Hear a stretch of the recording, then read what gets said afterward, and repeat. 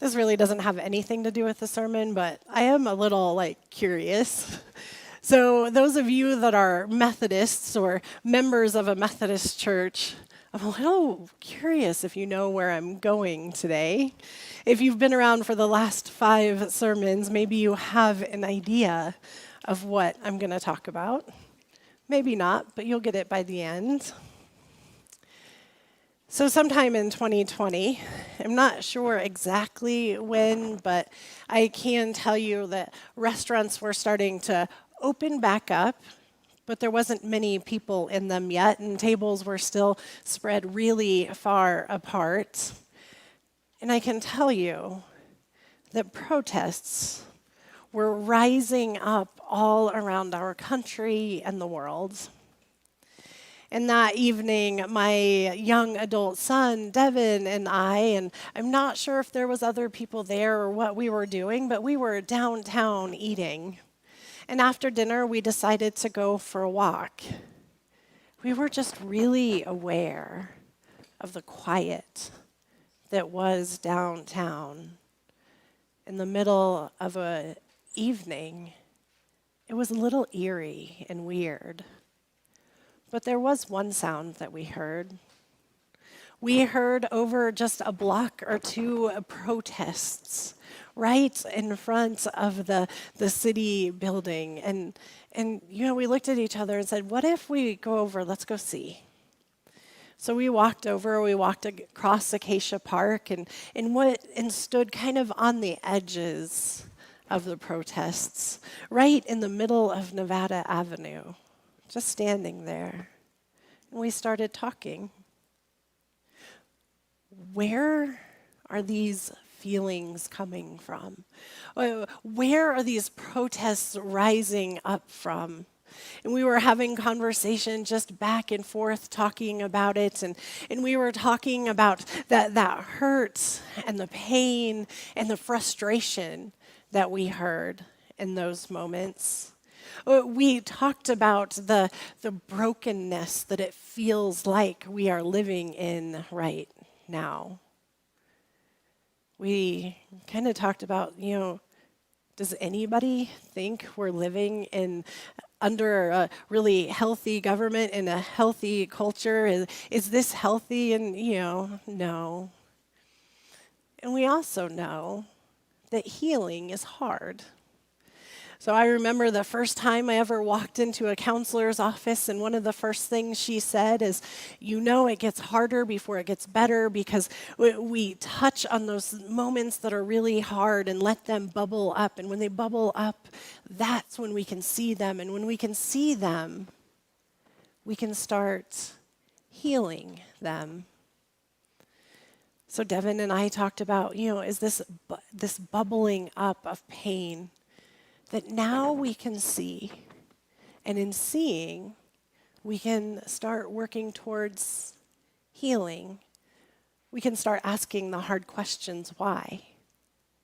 We can start listening to the words and experience of others, and we can start asking, how can we help? And as I thought about that, I thought about this verse from 1 Corinthians chapter 13. Now, maybe you all know this is one that is read at weddings often. But the fact is, 1 Corinthians 13, it was written to a community living in much the same place that we're living at today. It was hard. It was uncertain, and it was scary. And in verse 12, Paul says this, "For now we see in a mirror dimly, but then we will see face to face. Now I know only in part, then I will know fully, even as I have been fully known." May God bless the reading, hearing, and understanding of this word. Now, you may not know this because it's been a little while, but one of my first ministries coming out of school was Stories at the Edge. It was a dinner church. And it was an amazing experience. What we did is we shared a meal together. There was 30 or 40 of us. And after we ate together, after we laughed together, shared stories together, and caught up with one another, the room would quiet down and we would hear 3 stories. At some point, 2 stories. There were some nights we heard 1, but we always sat and listened to somebody's story. It was their witness to their experiences in their life. And after doing that for 4 or 5 years, what I can tell you now is that to witness, to tell our story, we must first know our story. When we're traveling through it, we see it dimly. But at some point, when we step back and look, we can see our stories so much more clearly. So as we travel through heartbreaking news, and the question is, how do we respond? What is it that as followers of Jesus we are called to do to bring healing and wholeness and God's love and hope to this world in this moment of time? And one of those things that we can do is we can witness. But I do not mean go out and tell somebody about Jesus and have them say a prayer inviting Jesus into their heart and then walking away. That is not what I mean by witness. And in fact, I don't know that that's very healthy. So maybe not something that we should go out and do. Instead, what I mean by witness is, what if we look at ourselves as individuals, really know our story and claim it? Our hurts, our brokenness, the families that we come from. What if we look at us as a community? How are we living together in a way that is healthy and whole, in honoring of one another coming into this space, no matter the stories that they bring when they walk in? Then, when we know ourselves and we know us, we can live in a way that we can witness to the world just by our daily activities, the love of God. And when people come and ask us, we can tell them about the love of God that we have found. And if we have done that work, and maybe more importantly, we can listen to their stories. We can hear about their struggles and their hurts and their frustrations, whoever we encounter day after day. What if we witness? What if we witness by knowing our stories and listening to other people's stories? Do you think that is a practice that will help our world now in all of this heartbreaking news? Now, I thought about saying that there is no way I could have known 6 weeks ago that war would be on the horizon, that Russia would be invading Ukraine right now. But on the other hand, we are living in a time that is about power and control. It is unhealthy. There's a lot of fear. So in some ways, it's not as surprising as I wish it was. I watch the news, not all the time because that is not healthy for us, but I definitely check in and find out what happened that day and look and listen and hear the stories not only coming out of Ukraine, but coming out of Russia too, them protesting and saying this isn't okay. But when I did start the series, I knew that we're not in a very healthy place. when I started asking myself, what in the world can we do here in this moment? What as a community can we do to actually make a difference? And that was really hard because I wavered back and forth between freeze and being completely frozen, having no idea, knowing there's nothing we can do. And the next moment, I would be creating to-do lists and task lists of here's all of the things that we can do to keep ourselves busy. And I was struggling back and forth and having conversations. And in the middle of one of the conversations, it came to me, what if? What if we dig back into the traditions of our church and who we are? If you are a member of a Methodist church, you at some point stood up and told somebody that you will support the church community through your prayers, your presence, your gifts, your service, and your witness. And I simply asked myself, what if we take those vows and make those vows the practices that we talk about for 5 weeks? I did not expect this sermon series to be so deeply meaningful to me.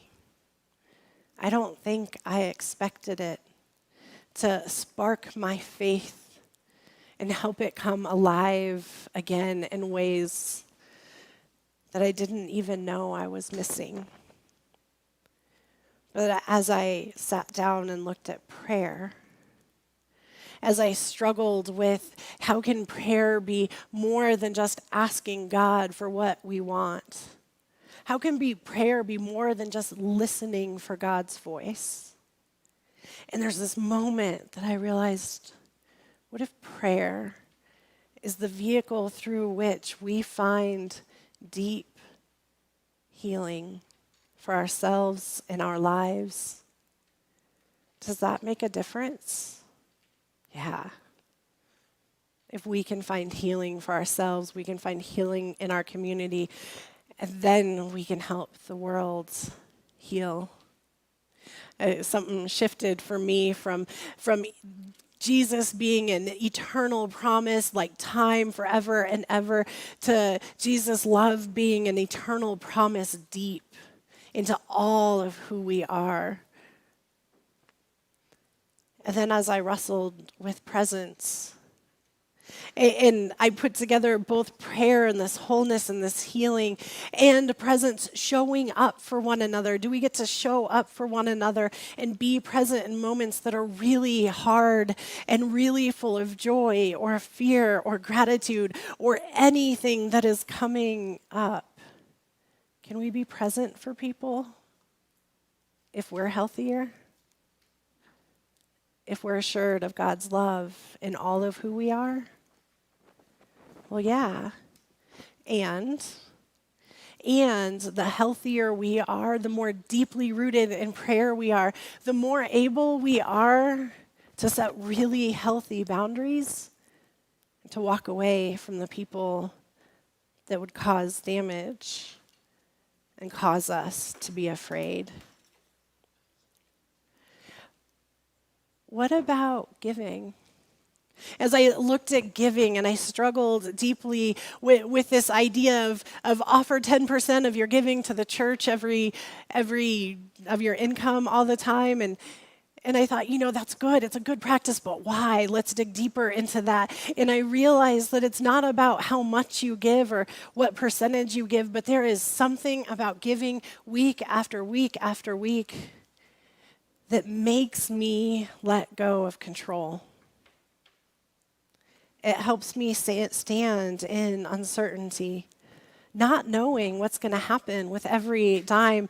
It's a practice of putting kindness over fear and compassion over control. Does the spiritual practice of giving allow us to stand in moments of fear with kindness and compassion? Yeah.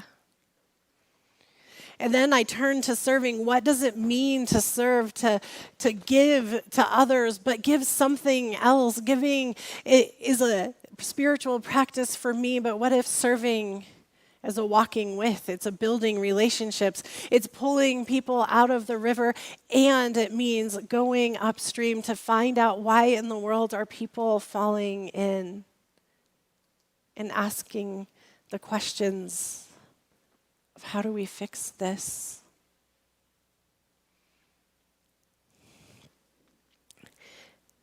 And now I turn to witness. And because I've been sitting in it all week, it has been really, really hard to not watch the news and experience witness through watching. What I mean by that is I watch what's happening over there, and I see in myself fear of what happens next over here. I see in us, in our nation, a division that makes me afraid for how we would deal with it. So divided. I see in over there a need to be present to those that are crying out, to be present in God's love and grace and hope. I feel in me a need to serve, and absolutely to pray, to be healthy, so I can show up. And there was a video as I was watching the news and seeing what's out there. There was a video of a UN meeting, and the representative from Kenya was talking. And he's talking about the continent of Africa, and he's talking about how empires came in and divided up their continent, drawing lines between people that were of the same language and ethnicity. He talked about his people separated by borders that they didn't draw, and how it was separating their countrymen that they shared deep historical roots with. And he talked about their response. And their response was not to wage war against the false boundaries that were drawn for them. Instead, they had a very different response. He said, "We choose to follow the rules of the Organization of African Unity and the United Nations Charter, not because our borders satisfy us, but because we wanted something greater, forged in peace. We believe all these states forged from empires that have collapsed or retreated have many people in them yearning for integration with peoples in neighboring states. This is normal and understandable. After all, who does not want to be joined to their brethren and to make common purpose with them? However, Kenya rejects such a yearning from being pursued by force. We must complete our recovery from the embers of dead empires in a way that does not plunge us back into new forms of domination and oppression." They yearn to be healthy, and yet know that force and control and domination is not what's going to take them there. They yearn for a peace greater than they have ever known. Which made me think of the rest of chapter 13 in the first letter to the Corinthians. I don't want you to hear this as if you're at a wedding. I want you to hear this as if you're living in a time that is uncertain, that we run into fear instead of kindness, that people would rather control then offer compassion. Hear these words of Paul. If I speak in the tongues of mortals and of angels, but do not have love, I am a noisy gong or a clanging cymbal. And if I have prophetic powers and understand all mysteries and all knowledge, and I have all faith so as to remove mountains, but do not have love, I am nothing. If I give away all my possessions, and if I hand over my body so that I may boast, but do not have love, I gain nothing. Love is patient. Love is kind. Love is not envious or boastful or arrogant or rude. It does not insist on its own way. It is not irritable or resentful. It does not rejoice in wrongdoing, but rejoices in the truth. It bears all things, believes all things, hopes all things, endures all things. Love never ends. But as for prophecies, they will come to an end. As for tongues, they will cease. As for knowledge, it will come to an end. For we know only in part, and we prophesy only in part. But when the complete comes, the partial will come to an end. When I was a child, I spoke like a child, I thought like a child, I reasoned like a child. When I became an adult, I put an end to childish ways. For now we see in a mirror dimly, but then we will see face to face. Now I know only in part. Then I will know fully, even as I have been fully known. And now faith, hope, and love abide, these three, and the greatest of these is love.